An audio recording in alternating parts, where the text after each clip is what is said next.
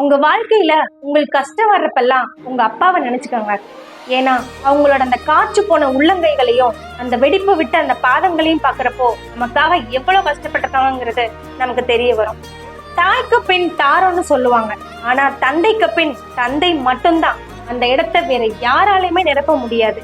தனக்கு கிடைக்காதது தான் பிள்ளைங்களுக்கு கிடைக்கணுங்கிறதுக்காக 3 வேளை சாப்பாட்டுல ஒரு வேளையை ஓரங்கட்டி தான் பிள்ளைங்களுக்காக காலம் முழுக்க கஷ்டப்பட்டு அந்த அப்பாவோட அந்த தியாகம் இந்த உலகத்திலேயே ரொம்ப பெருசு. தனக்கு கிடைக்காதது தான் பிள்ளைங்களுக்கு கிடைக்கணுங்கிறதுக்காக தான் கிட்ட என்னெல்லாம் இருக்குன்னு பார்த்து பார்த்து தனக்கு ஏற்படுற அந்த கஷ்டத்தை இஷ்டத்தோட ஏத்துக்கிற ஒரே தெய்வம் அப்பா மட்டும்தான். அப்பா கடவுள் தந்த பரிசு, கடவுள் தந்த வரம் இல்ல, வரமா வந்த கடவுளே அப்பா தான் நமக்கு. என்னை எதிரியா நினைச்சாலும் பரவாயில்ல, என்னை மதிக்கலட்டினாலும் பரவாயில்ல, கடைசி காலத்துல எனக்கு ஒருவேளை கஞ்சி ஊத்தலன்னா கூட பரவாயில்ல, ஆனா என் புள்ள எங்க இருந்தாலும் நல்லா இருந்தா மட்டும் போதும்னு நினைக்கிறவங்க அப்பா தான். தான் கஷ்டப்பட்டாலும் பரவாயில்ல, தான் உடம்புல தெம்பு இருக்கிற வரைக்கும் உழைச்சி என் குடும்பத்தை நான் காப்பாத்துவேன்னு நினைக்கிற அனைத்து அப்பாக்களுக்கும் இனிய தந்தையர் தின நல்வாழ்த்துக்கள்.